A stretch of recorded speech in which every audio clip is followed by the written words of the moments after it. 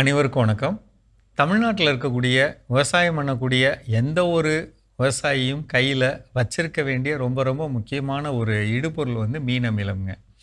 இந்த மீன் அமிலம் பயிருக்கு வேணுங்கிற தழைச்சத்து தருங்க, மணிச்சத்தையும் தரும், சாம்பல் சத்தையும் தரும், கால்சியம் சத்து தரும், அமினோ அமிலங்களை தரும். நீங்கள் கெமிக்கல் போட்டே விவசாயம் பண்ணுறதா இருந்தாலும் சரி, நான் ஏற்கனவே சொன்னேன், பல்வேறு காரணங்களால் நம்ம கொடுக்கக்கூடிய கெமிக்கலோட அளவும் அதிகரிக்கிற மாதிரியும், நமக்கு பணம் இல்லாமல் போகிற மாதிரியும் ஒரு அமைப்பு ஏற்படுதுங்க.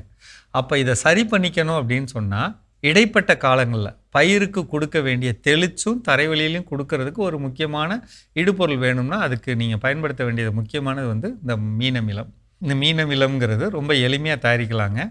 ஒரு ட்ரம் மட்டும் இருந்தால் போதும். இந்த ட்ரம்மில் ஞாயிற்றுக்கிழமையில் அல்லது பிற நாட்களில் கிடைக்கிற மீன் குறைந்த விலையில் கிடைக்கிதுன்னா, அந்த மீனையே குட்டி குட்டி குட்டியாக நறுக்கிடலாம்.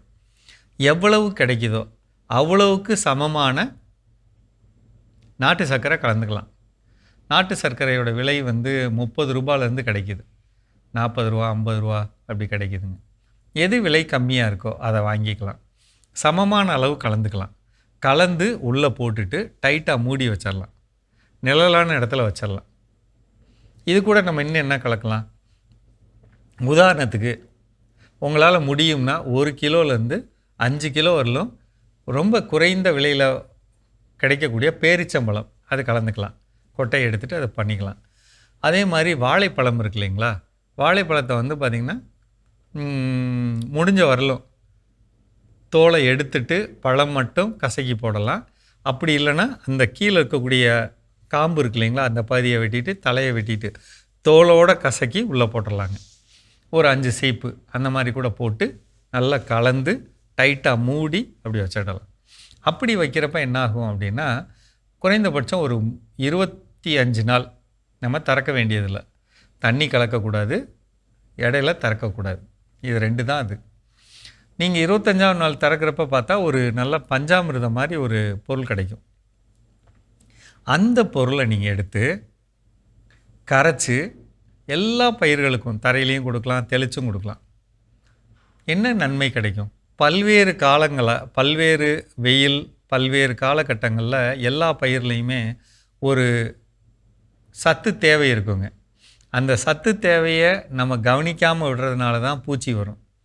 அப்படி கவனிக்காமல் விடுறதுனால தான் நோய் வரும். அதை சரிப்படுத்திக்க தான் நான் இந்த பொருளை சொல்கிறேன். உங்களுக்கு மீன் கம்மியான விலையா? நாட்டு சர்க்கரை ஒன்று தான் விலை. இது 2ம் இப்போ நீங்கள் பேரிச்சம்பழமும் வாழைப்பழமும் போடலைன்னு வச்சுக்கோங்களேன், இது 2 தான். இது போடணுங்கிற அவசியமும் இல்லை. இந்த 2 மட்டும் போட்டு நீங்கள் கலந்து வச்சிங்கனாலே அதோட செலவு ரொம்ப கம்மிங்க. அந்த பொருளை எடுத்து நமக்கு தெளித்து தரைவழி கொடுக்குறப்ப, அது காய்கறி பயிராக இருந்தாலும் சரி, பூ பயிராக இருந்தாலும் சரி, விளைச்சல் அபரிமிதமாக இருக்கும்.